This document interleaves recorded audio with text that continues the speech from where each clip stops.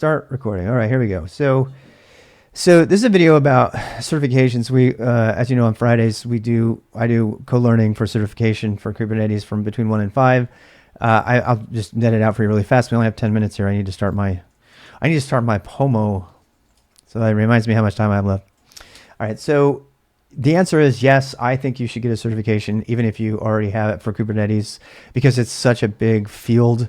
There's so many things, and even having base knowledge of this is important.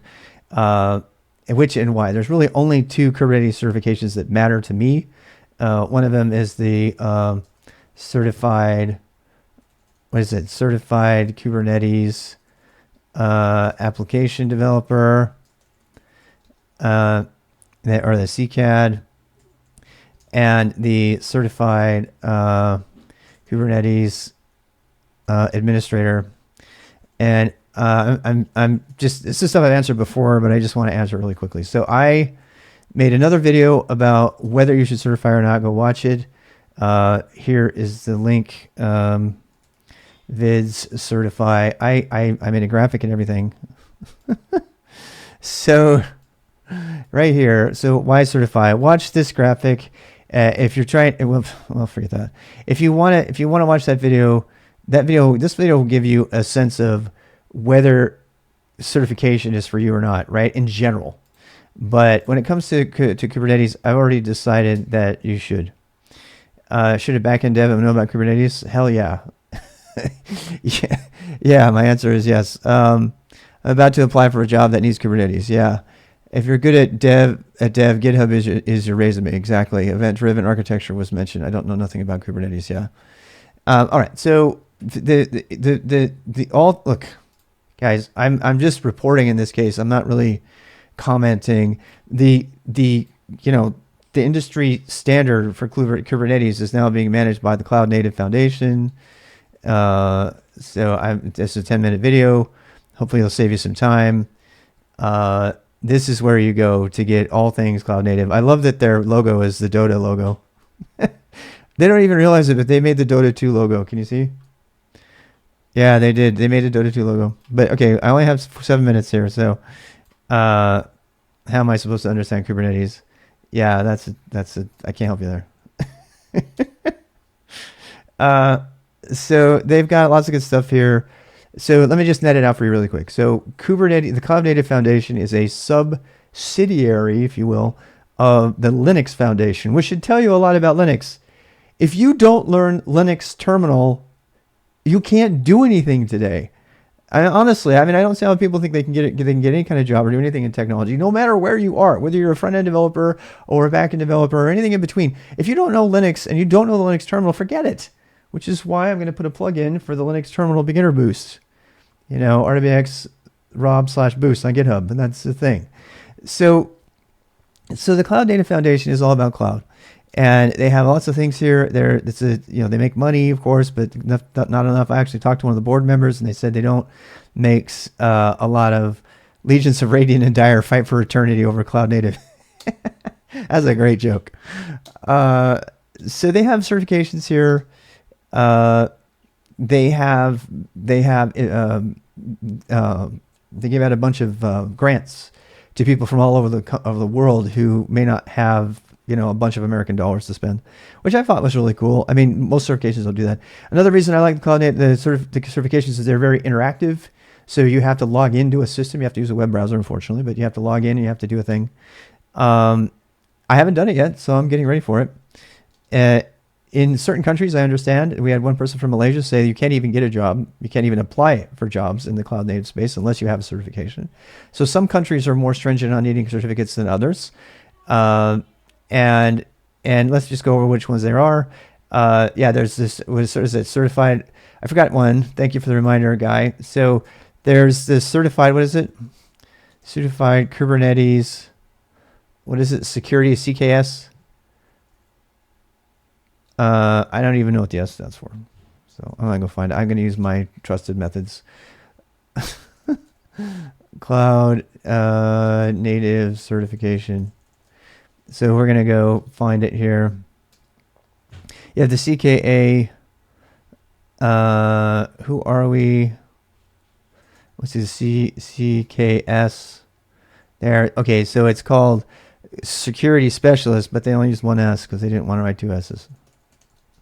I think that would be a great thing. We're seeing this a lot. CKS. So those are the certs. The answer to the certs. So as last time I checked on the certs, you can go read it for yourself. I don't want to waste your time, but the certifications are all interactive. I think they cost from $300 to $500 depending on the cost.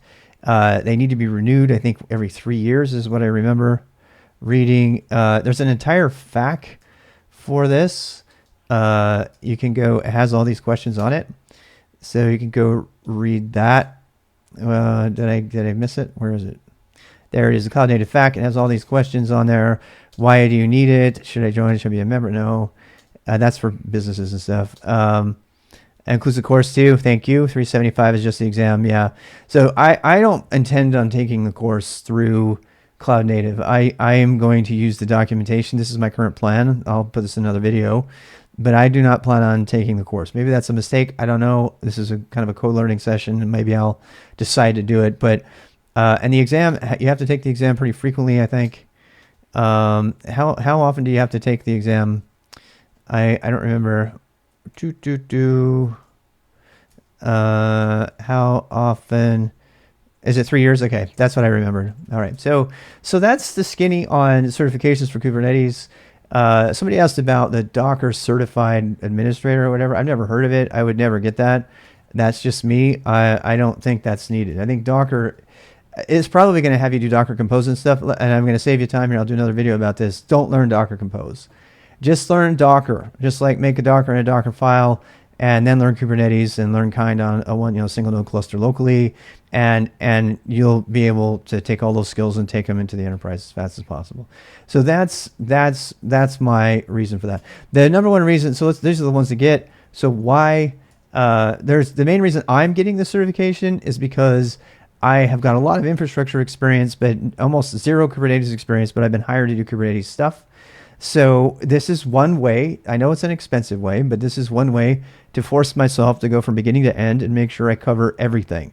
There are so many pieces in this that there's lots of moving parts in Kubernetes, and that's even before you get to this third-party apps like Helm and Elasticsearch and Selden where AI and there's just a whole host. If you know about this in the CNCF landscape, you can go look at that. We'll talk about that another day. But so that's why. So if you're already in technology and you just want you want to be able to pass HR. I mean, the main reason to get a certificate, honestly, is to get through HR. It's not to get the interview. It's to get through the HR process. And there's lots of ways past the HR process. You can meet a buddy who hooks you up and kind of skirts the HR process. But if you are cold calling, or if you have never done anything before, or if you were formerly a school teacher and now you want to be a Kubernetes person in tech, getting certificates makes a lot of sense. Even because it's yet another bit of proof that you're not just a teacher trying to skirt the system and make money, and I hate most certifications. I particularly hate things like the A+, even though I'm recommending the A+ to lots of beginners, including my stepson, because he doesn't have, a college degree, and so having A+ cert matters. So that's why it increases the amount of trust with potential people, and this is also going to increase the amount of trust I have with you. So if I get it, then I can say, there's a certain type of person that's not even going to listen to me until I get it. It's unfortunate because I can learn a lot of stuff without having, I got a Russian degree and I was many things in technology. That doesn't matter, right? On the Compose hot take, Compose is completely useless. Don't learn Compose. Absolutely do not waste your time with Compose. I'm going to have to make a video on that right now because obviously people disagree. I think it's a waste of your time. So, apply for a job that needs to. Okay, that's all I have to say about that. So the why and the which. If anybody has any other information, please put it in the comments, and we'll go from there.